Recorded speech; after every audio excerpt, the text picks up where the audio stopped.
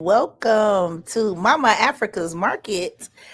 We are at Mama Africa's house and we will return right after this. Women have the power to transform this world. We can end crime and violence if we all agree to do one thing: share. Let's share our wisdom, share our time, share our talents, share our finances, but most of all, let's share our love. This is the Female Solution. Peace and love. Welcome back. Thank you all for joining in today. We have a treat for you today. We are going to bring on my sister, my fellow beautiful Black queen, Nubian mother, goddess, all of the things, Mama Asada. Welcome, Mama. Nubian mother goddess. Nubian mother goddess. All of that. How are you this morning? I'm loving life a lot, girl. Thank you very much for asking. The And sun is shining through your face. You waking everybody up this morning. You is looking beautiful, bright as always. The earrings and the hair wrap, always. You are always coming divinely beautiful, and with a smile that bright up every room I've ever seen you walk into. Definitely, yes. So am I paying her? Am I paying her to say that? Welcome to the show, Mama. So we have you on today as you are many things. Today we'll be talking a lot about you as an author of this great, wonderful book that's been a life-changing for so many African-American women, not even just reading the book, but the message directly on the book, which is Beating Black Kids. What inspired you to write this book? Oh, great story. So I think, but it wasn't like I had some long history of wanting to talk about the message. But what was the catalyst for the book being written was I had a stroke in 2009, and it put me in a position where I needed to be watched by a friend who was looking over me and my daughter. And in that process, my daughter dealing with her mama is horizontal. She upset, right? And so one day she ripped up some money. This was after I got out of the hospital and I was home. And the person that was watching over us was like, you need to spank her because she ripped up this money. And I just thought that was so peculiar. Like, what? Because, this was another head wrap person talking about namaste and peace and all that. What? Talking about I need to beat my child. So in thinking about that, when I returned to work, I was talking to my daughter as we were walking. She was probably about 6 or 7. And I told her, I think Mommy has to write a book. And I told her it was going to be called Beating Black Kids. And what really made me write the book was one day I brought it up to my coworkers, said, I think I'm going to write a book. And they were like, oh, what you going to write? And when I said Beating Black Kids, it created this litany of answers from people. Like, I didn't even ask for them responses, but they came up with all of these stories about how they were beat as a child, and they were laughing and talking about how they got hit with a spatula and how they had to get wet first and all these things. And I was saying to myself, yo, I think they're purging. Like, no one has ever confronted the fact that all of these whippings happen. And these were just a combination of people. It was like a maintenance man and a cook and a teacher, and they're just kind of sitting around for lunch. But no matter what the socioeconomic background, they all had these stories of being hit by their parents. So I saw that the book needed to definitely be written once I got that feedback from them and came to look. I was really upset that I missed all of that, like tape recorder wise, and getting that, sort of audio footage. But I went and bought a tape recorder, came back, and I was like, oh, well, I'll try to get some. And I got more when I came back. So I just started taping these stories. And next thing you know, I was writing that book, period. I wrote it in 5 months' time and got it out in the 6th month. And it's never stopped since. Wow. It's,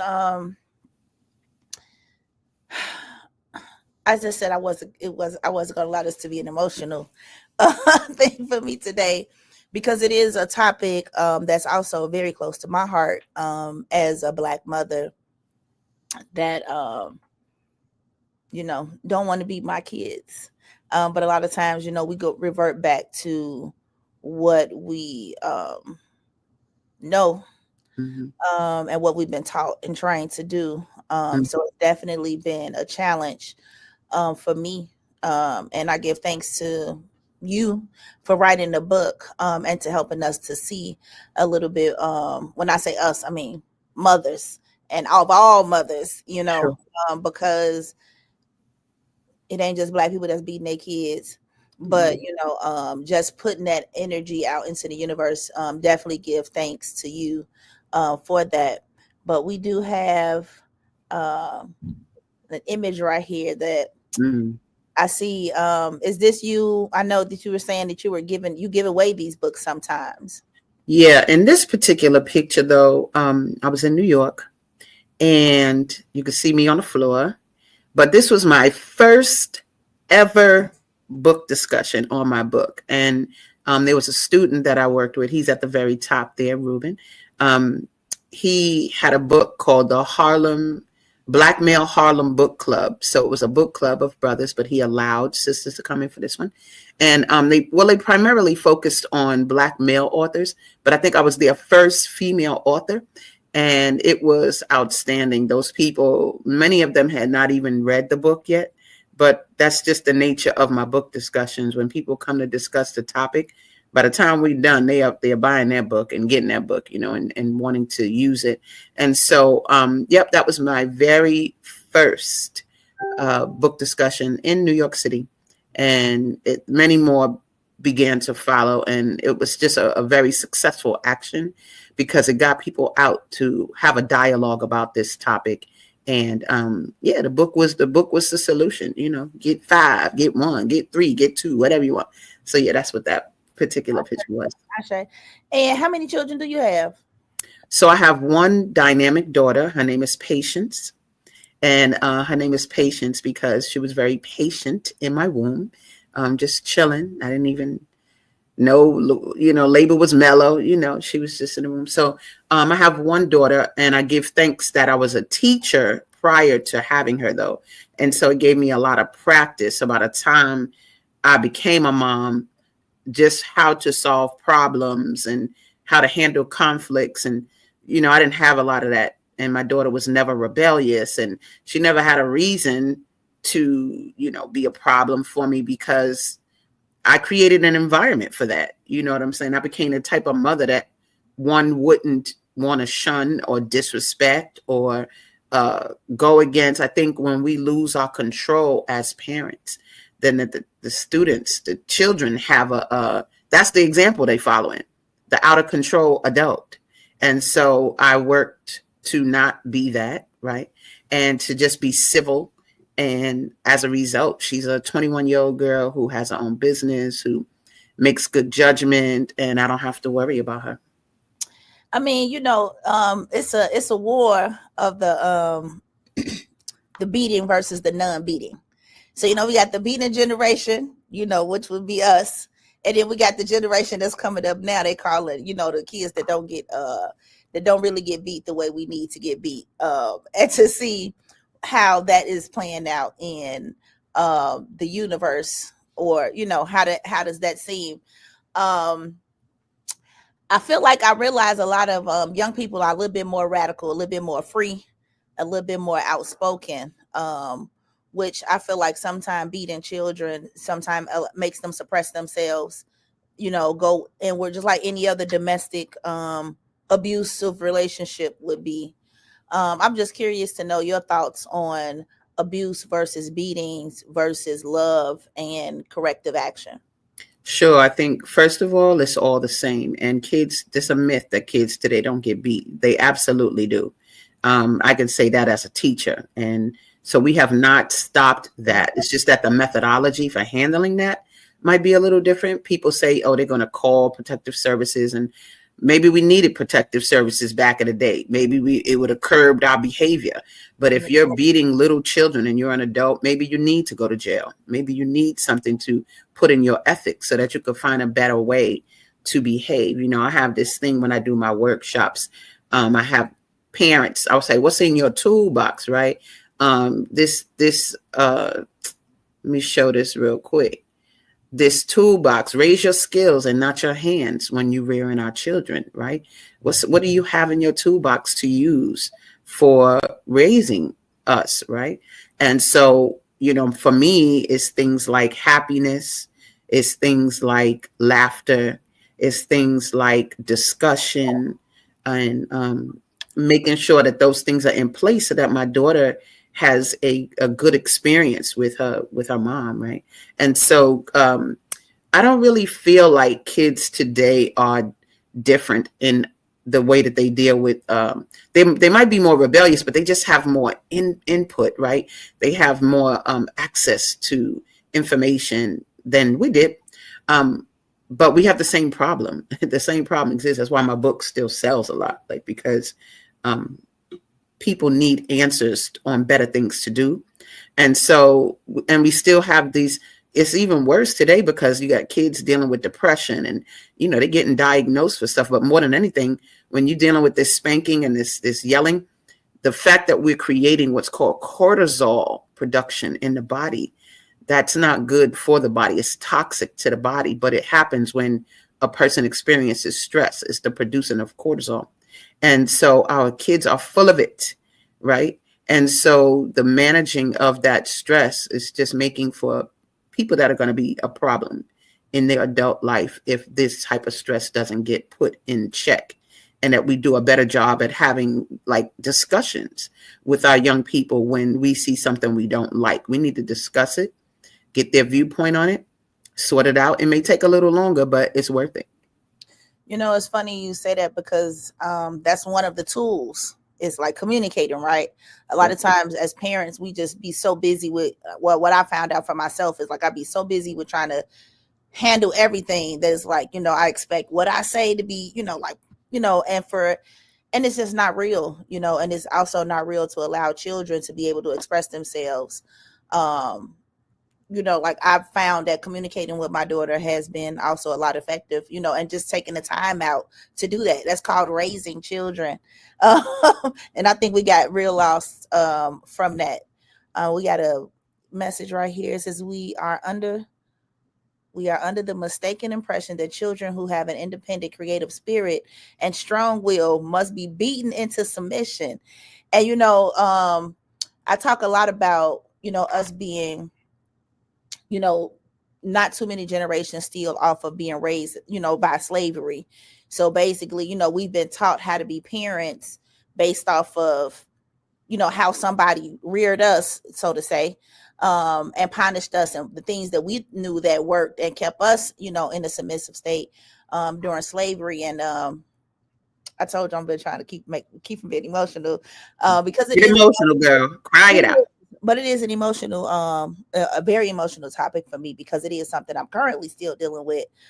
Is trying to learn how not to, get so angry that I have to whoop my children, or like feeling like I'm fed up. I don't have any other resources, or I don't know what else to do. I don't know, to talk enough. When is it time to, know if whooping's working or not? But then I'm like, I know I'm a product of a good butt whooping family, and I don't think it stopped me one time from saying, I'm not going to do this because I don't want to get a whooping. I think I did everything I would have ever done, regardless if I was going to get a whooping or not, because that was just in me to be that child, which here I am as an adult, still having that same energy, but wondering how my life could have turned out differently if I hadn't been broken, so to say, as a child. But I did want to add on here, we were talking about tools, and you have this parenting code of ethics. Do you want to talk about this a little bit more? Sure. So I wrote the parental code of ethics because when debating with people, they would say things like, well, what should I do? If I'm not going to hit them, what should I do? And so I wrote this credo pretty much to help parents, and you can find it on my website as well. But I'll read a little bit of it. It says, I will listen to my child and hear what's being said. I will use my wisdom to read my child's behavior and make decisions based on what I really see. I will focus on creating true happy moments in my child's life. I will foster growth and development of the gifts my child displays naturally. When I get frustrated with my child's behavior, I will create better solutions for disciplining than hitting. I will influence my child with pleasing memories of our relationship, filled with conversations held together and shared discoveries.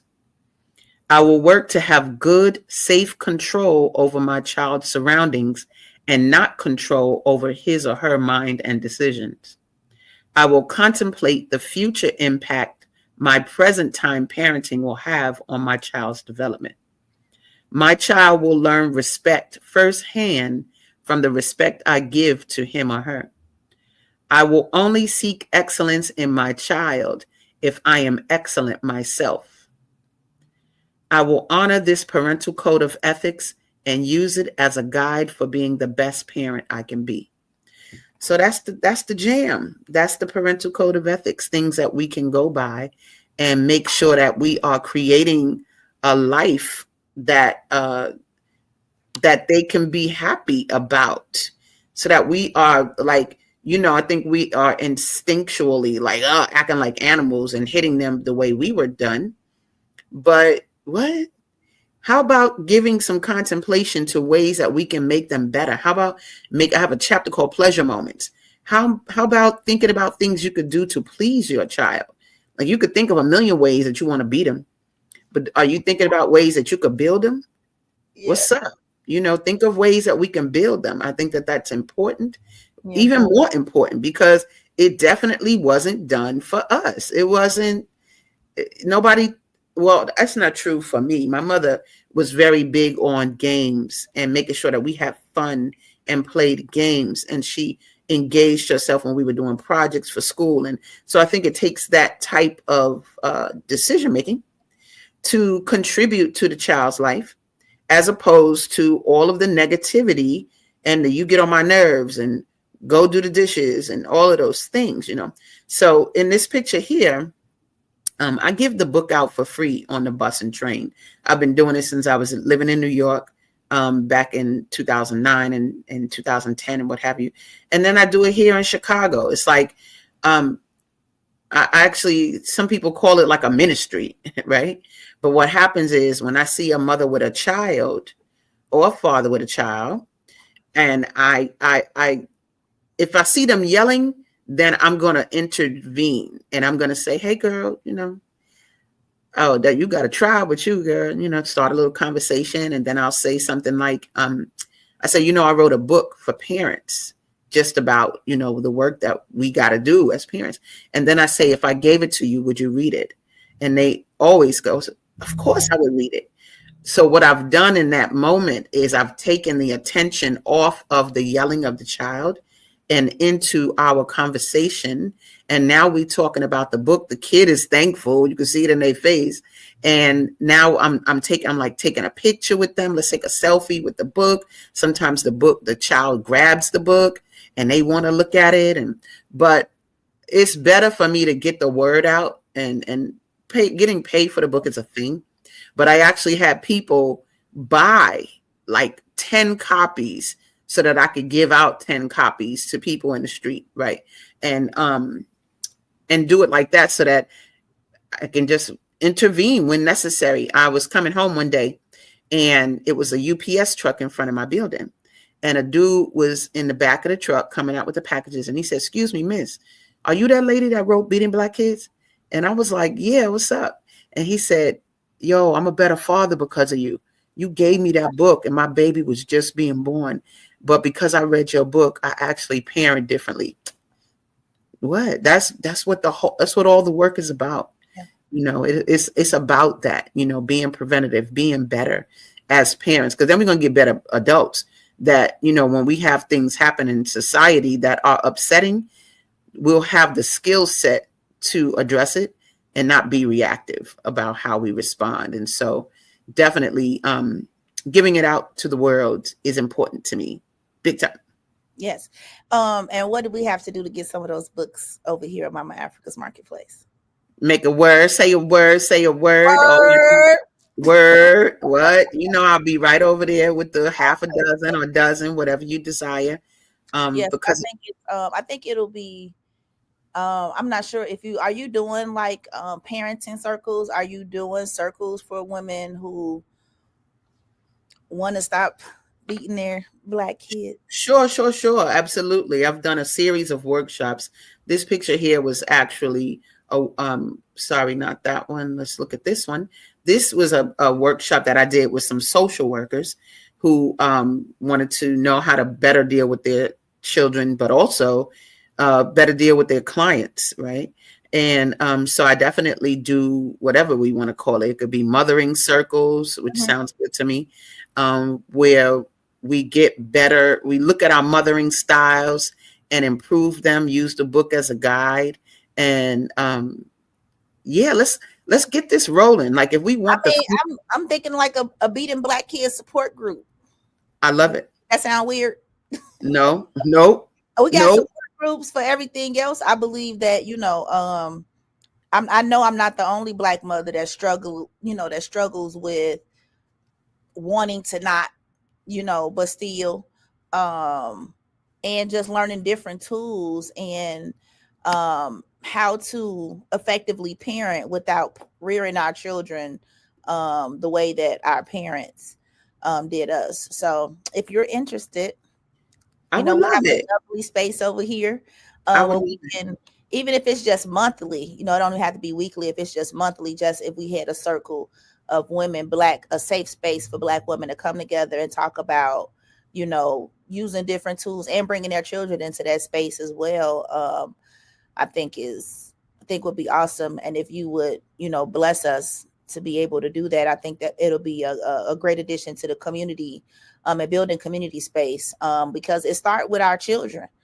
uh, Our future is only as bright as the spirits and, of our children that we're having. So absolutely. If you don't mind, I'd like to show a little bit about the book so people know, because we're kind of talking about the experiences, but I do have a video that I created that describes what the book is. So please. let's just take a look. Out came, my mama used to hit me with a spatula. Let me rewind it. I got spanked and I turned out fine. Spare the rod, spoil the child. Kids today need to be beat. What else am I supposed to do? He's so bad. Ooh, she gets on my last nerve. Better hush up before I give you something to cry about.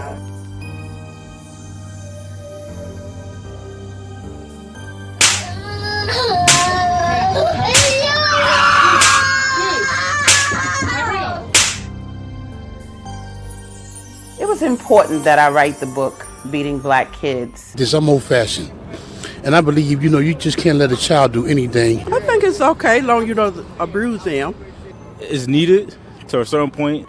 But what I saw was a collection of adults who were talking about a topic they had never really talked about before. Out came, my mama used to hit me with a spatula. My dad used to hit me with a belt. They used to make me get wet first. They used to put my face in a pillow and then spank me. Like all of these different stories about how we have gotten beaten over time. And while there was a lot of laughter when those stories were being told, I could clearly see that there's a fine line between laughing and crying. And I knew that it was time for me to write a book about handling the situation. And so it's very obvious that this came from being a slave, from a slavery experience, from that whole spare the rod, spoil the child.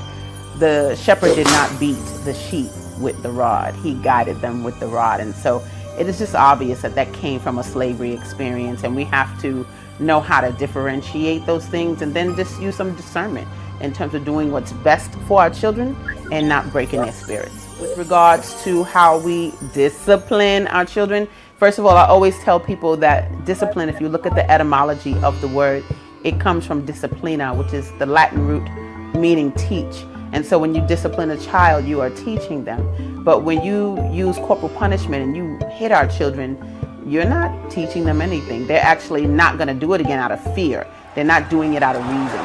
The frustration that we feel from being powerless in a society and all of the things that come along with that, those issues are not to be taken out on our children when we get home. The definition of domestic violence says bringing harm to someone in your home or hurting someone in your home. So I want us to look at how we beat our offspring and how that's not giving them anything good. It's making them quote unquote obedient, but that's what you make a dog, that's what you make an animal. But when you're dealing with someone of higher intelligence, use their intelligence and start to talk to them in ways that give them power, make them feel supported, listen to their ideas, and it'll just be an easier parenting road for you. There's a part of the brain called the regulatory part of the brain, and that's the part of the brain that helps you make decisions in times of adversity. Well, if they have that toxic stress before they're even 4, that part of the brain does not develop. And so you're looking at a community full of people with no regulatory equipment. So we need to be bringing a different generation of people up with a different consciousness. Make sure that the kids feel good and alive while they're living. Don't be upset after they die and after there's all these senseless killings. Let's treat them well while they're living, and then we'll see a different impact. The adults want to be upset, but you taught the children the violence when they were young, and it's the tools they have. I feel like, hitting children is such a skillless. We need to foster behavior that builds them up, and that just changes the way, like, we talk to each other. Talk to your discipline, because discipline, we're using it a lot to describe hitting children, and this is not directly to you, LaShawn, but it's to just all of us, because I've heard it and it's personally, and discipline. My book is sold in Switzerland, Germany, Tasmania, Nigeria, Sudan, Canada, all over the world. And so people all over the world are telling me, as far as Germany, that my book is making a difference in the lives of the people that other people touch, but also in the lives of many parents and families who now no longer beat their children because they read my book. A lot of people ask me if I'm going to write another book, and I'm not ready to write another book, but what I will say is that there is a high demand for the book in Spanish and in French. My book is not punitive, my book is not accusatory, but there are solutions replete throughout the whole book. It really is just about being engaged with your child. They're not going to become respectful and trustworthy through you telling them and demanding it. They're going to become that way from observing you and then emulating what they see. And so in my parental code of ethics that I wrote, one of my favorite lines is, I will only seek excellence in my child if I am excellent myself. And so that's what I say is the number one key to making sure you have great children, is checking yourself. Man, Mama, that was that was intense. It was, sometimes it's hard for me to hear it, but it's beautiful. I appreciate you. I thank you so much for all you're doing. We do have a caller on the line. Let's see if this caller, are you there? 5935. Let's see. Might not be there. We're gonna let them get back on the line while we talk about this. But I know you were talking about as you doing as they see and not as you tell them to. Oh, we got the caller on the line. Yes, I apologize. I was on mute at the time. This is Brother Plump, Robert Floyd Plump in Chicago. Peace and love, Baba. How are you? Oh, we are fantastically blessed and all about success. Just like to emphasize, for everyone to stop the violence, and especially the misuse and the abuse of the children. That has been a problem that I think that demonstrated from slavery, a part of discrimination from,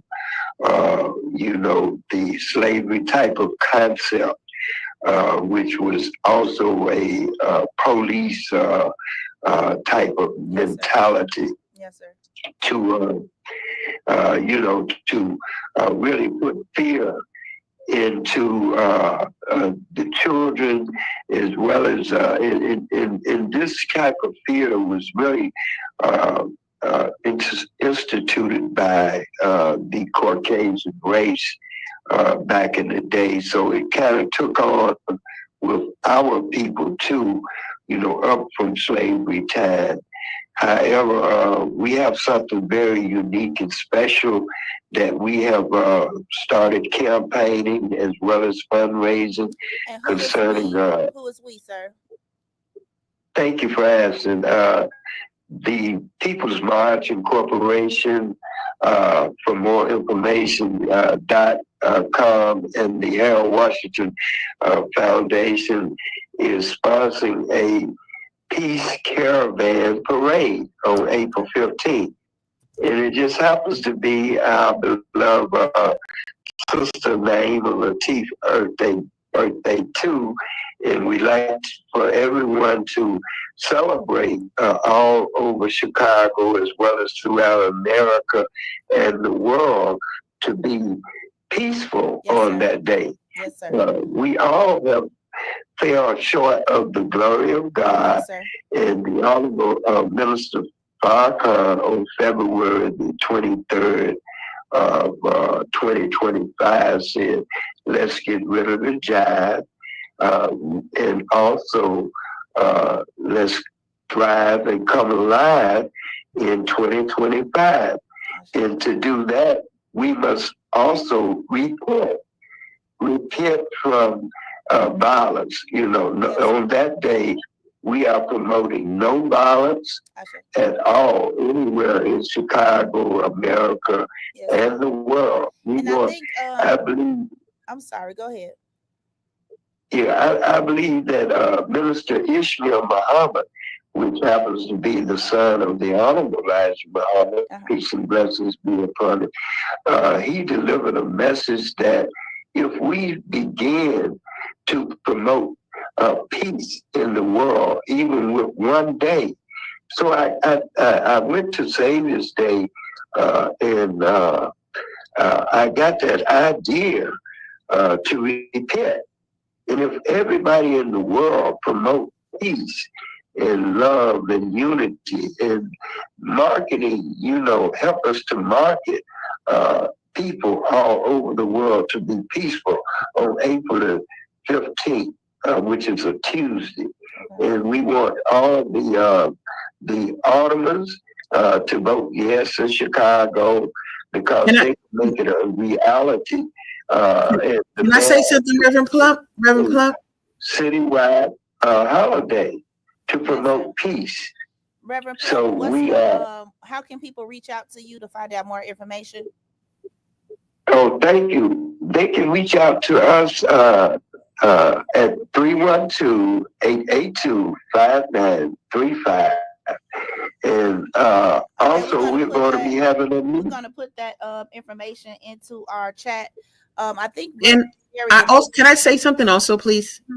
I think it's important for groups that are going to talk about peace to make sure that they address, maybe not at the same time, but we like to talk about peace that we want others to have with us.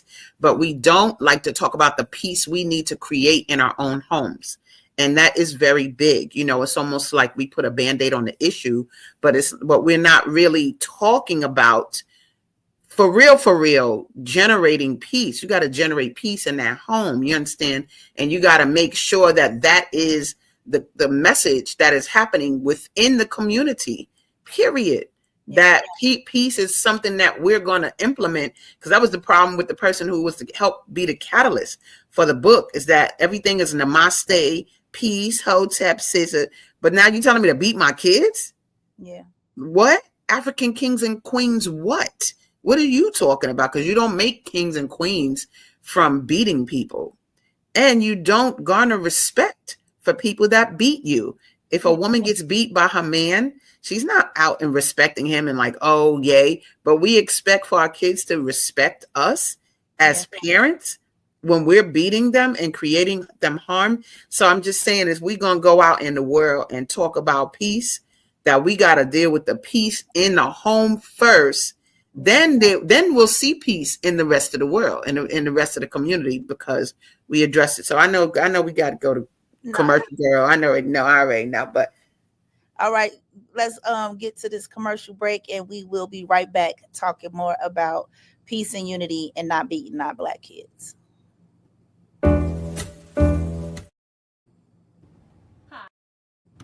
Hi, I'm Naima Latif. And if you're watching this, that means you're one of the 4.6 billion people from around the world who are using an electronic device to talk to people. In these times, people are using the internet to talk to everybody. Friends, neighbors, family members, co-workers. People are on their cell phones and computers all day long. Now, if you're in business, that is great news. That means you can sell your products and services all day long and never have to leave your home. All you need is a media connection, somebody to connect you to an audience. And that's why I'm talking to you today. We produce programs, and our audience members are people who shop. They buy clothes, food, beauty supplies, cleaning supplies, home repair, transportation services, child care services. Whatever you're selling, they need to buy it. We're your media connection. Just follow this link, and tomorrow you can sit back and relax at home while your business is making you money. Thank you for that quick break. The brother was talking about peace, and I really resonate with that, because I think a lot of times we don't look at beatings as beatings or abuse. So if you you see a grown person beating say a man beating a woman, or a woman beating a man, and they're saying, well, if you just did what I told you to do, I wouldn't be going upside your head, and I love you and I want you, all the same things that our parents say to us. If we saw that in relation to two adults handling each other the same way, it would be, you'd be like, what, but we expect that to not be the same thing for children who has less capabilities of doing exactly what you tell them to do. And speaking of that, I just wanted to show this quick clip on how children do.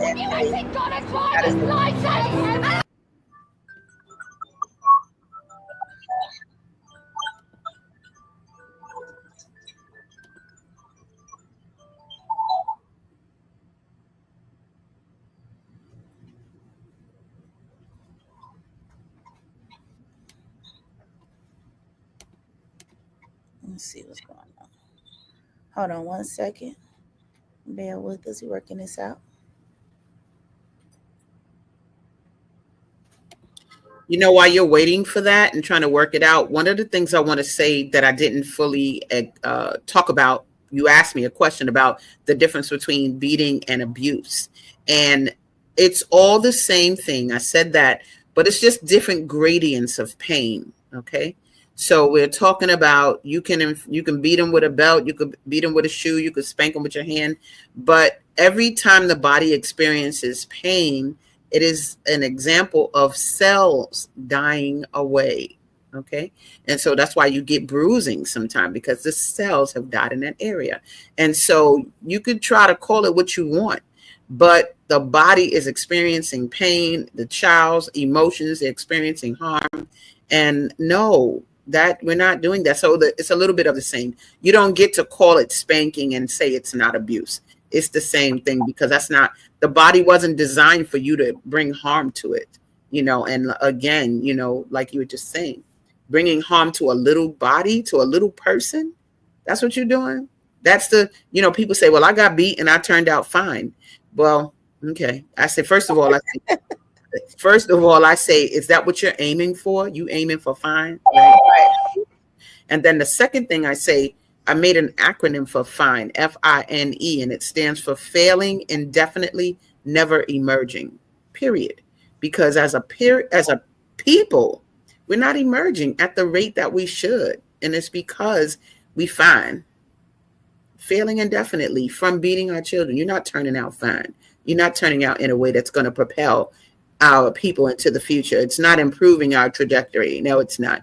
So yeah, I usually say that. You got a comment here. Let me see what this sister said. Oh, Mama Long always spoke so highly and beautifully of you in your book. Says she always told me that. Oh, you knew Mama Long? Yeah. That was my spiritual mother right here in Chicago.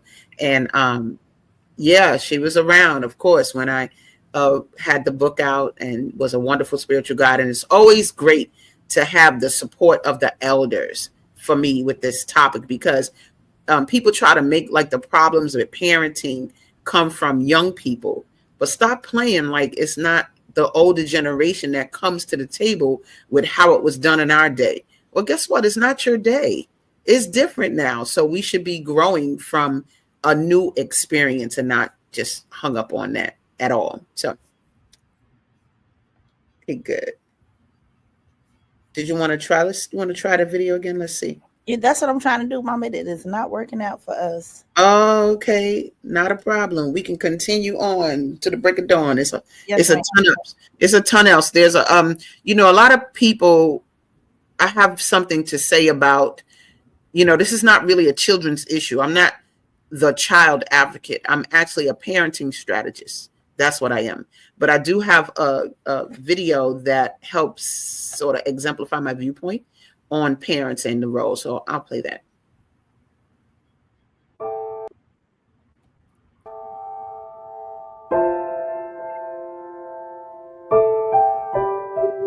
I've heard a lot about the things that are being done with legislation and making sure that states and countries ban corporal punishment and things of that nature.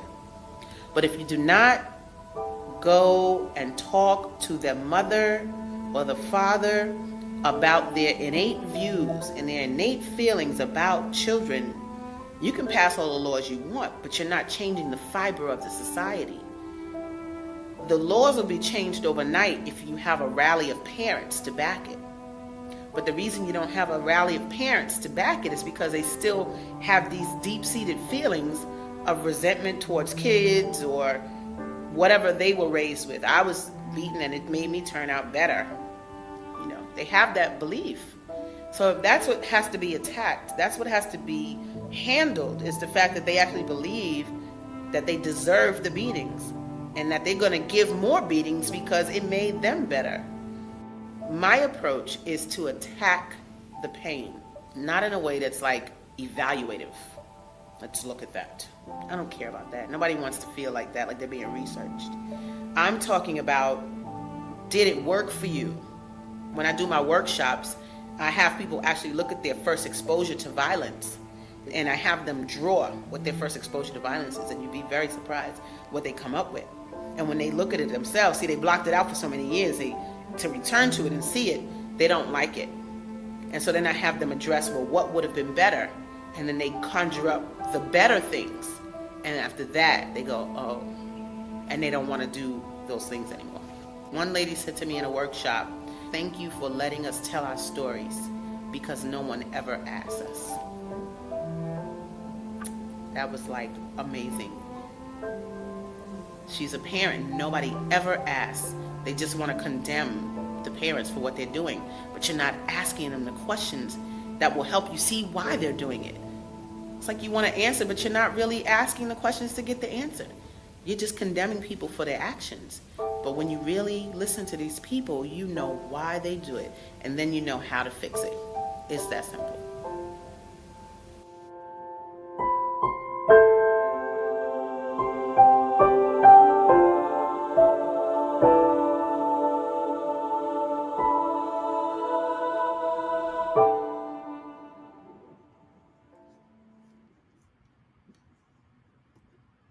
Love my parents, baby. I'm over here like trying to keep them crying. Girl, cry. Everybody wants you to cry. What if instead of beating our children, we supported them, uplifted them, helped them to navigate those emotions, or whatever the situation was? If we just stopped to take time, I feel like sometimes the beating is just a release of frustration, or trying to get a shortcut into parenting, or training your kids a certain way, and it's just weak. It's a weak approach. Like if you're a man or a woman, like if I'm a man and you're a woman that beats your kids, I'm looking at your character as a woman. I don't want that. Who wants that? Somebody who leashes out on young people. Or if you're a man, I had to see, it was a brother on the train one day and his daughter must have been like 4 years old. And he wanted her to sit with her legs closed or something. And kind of hit her and pulled her in closer to him or whatever he was doing. So I just stood up and I stood next to him because he was right by the door. And I put my hand on his shoulder and I said, brother, men, what she's learning right now is that men that love her can hit her. Yeah. Period. That's what, and I heard a comedian say that the other day, that she was taught that a man don't love you unless he hits you. And so we got to find a better way because it's not leaving the result that we want. I just wanted to respond to this comment. I'm so grateful for this conversation. Thank you. I think it's Rock. That's your name. I think that's how you pronounce it, or Rake or Rock. Thank you. And then somebody else said, let me see what happened. I was beaten. Hurt people. The cycle is perpetually administered in our communities through our individual households. We have walked in the ways of a lost society. Love is agape. It's freedom. It's pure peace and tranquility. Thank you, Kayante. Thank you so much. No doubt about it. Let's handle that, the vicious cycle. And then you said, I'm humbled by this dialogue. Thank you so much. This is the work we got to do. We got to confront the ugly. We have to have a good confront of evil, because when we are leashing out at our young people, that's evil. It is evil, because you could talk about how you came out all you want. But I asked the brother, because he said, well, I got beaten. I turned out fine. I said, yeah, but what were you saying when it was happening? He said, oh, I wanted to kill her. Right. You wanted to kill your mother when it was happening. Right. Those sentiments never left you. You love your mother, of course, but the sentiments and the hate and the resentment and the disdain and the upset and the sadness and the confusion and the disappointment never left. Nobody ever dealt with all of that. And that's what builds up in the kids each time you hit them until they get hard and it don't bother them no more. But now you got to deal with how they're going to translate what they've experienced into the real world, and whose butt are they going to kick, because their butt is getting kicked. And so I always say there's a part of the brain called the regulatory part of the brain. And it's the part of the brain that makes decisions in times of adversity, right? And so that regulatory equipment does not develop if it's too much toxic stress in the body. If those kids have too much toxic stress, no regulatory equipment. So guess what? They don't have the tools they need to do things. They urinate in the elevator. They do things that's not like sequitur, that doesn't make sense, because they don't have the mental equipment. You've made sure of that. You beat it out of them, right? So we have to really take heed to that, and that we want to create people with good regulatory equipment. My daughter, when she was like 7 years old, there was a teacher. She was talking to the teacher about how she loved going to her grandma's house, and she's going to, when she goes there this summer, she's going to have a microwave in her room and movies in her room and all of that. And so the teacher said to her, oh, you're spoiled. And my daughter said, no, I'm highly loved. There's a difference.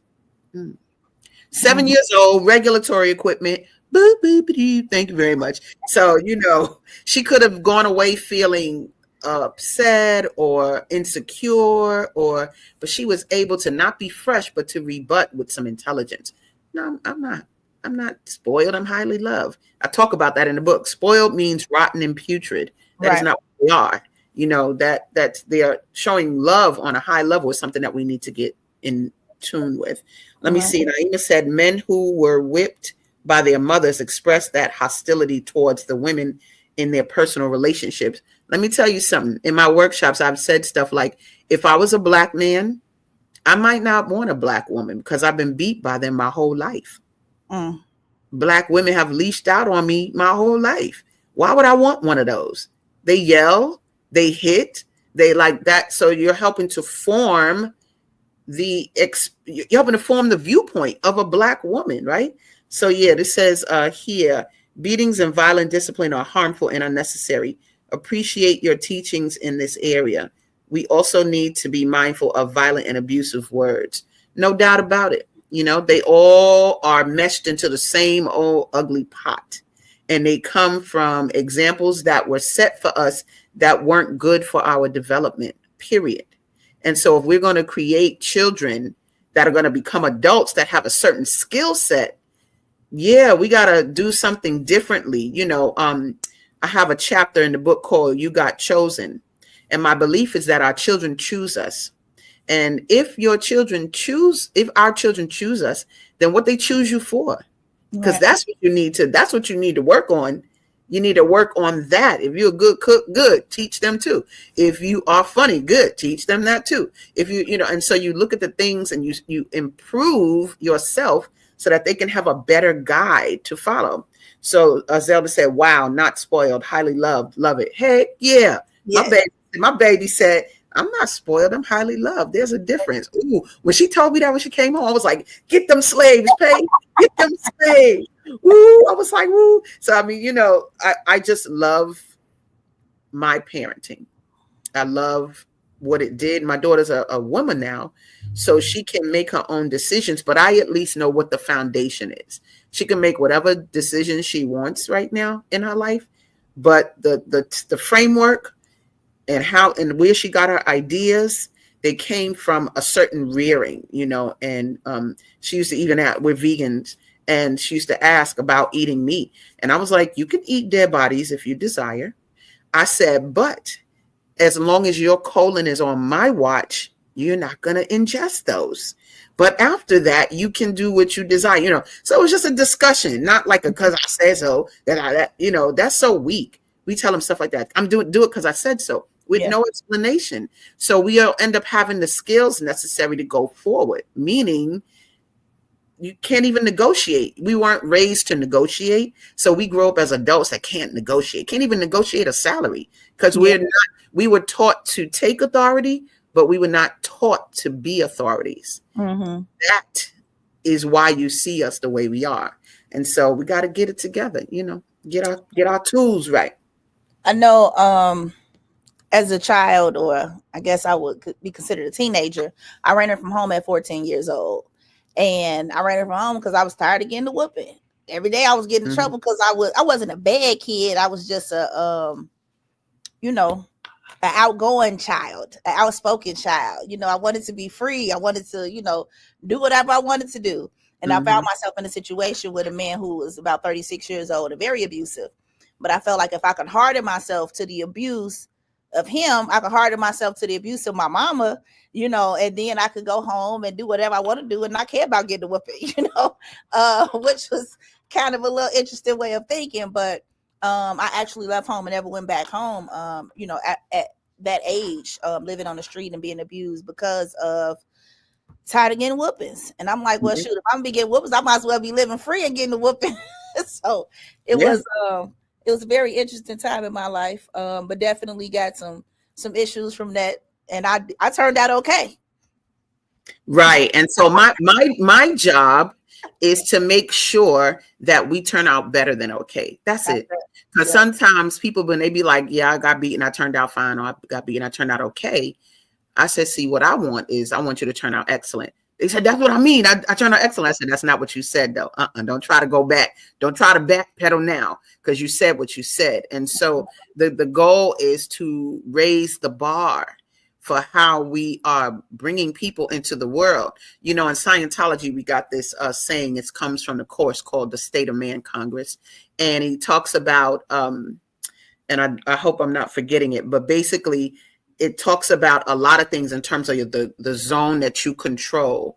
And I want us to control our zones better. Like we have the ability to create people that, I know what I want to say. It's something called create and confront.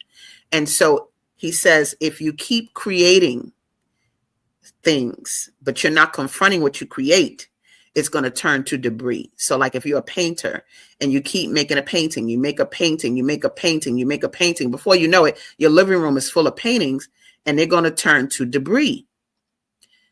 As Black people, we keep creating children and not confronting what we create, right?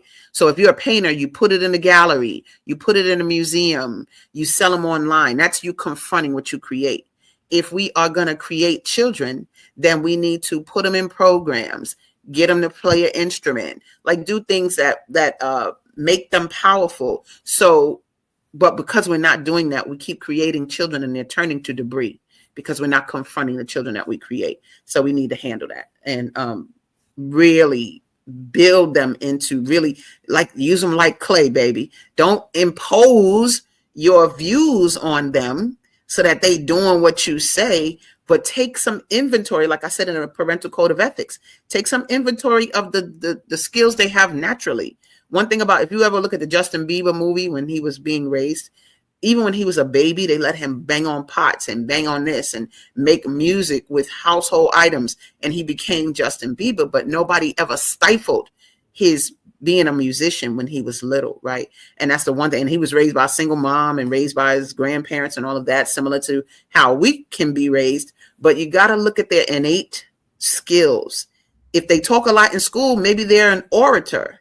Yeah. What? Maya Angelou back in the day in school, we wanted to bring her to school. She was $30,000 then an hour. What?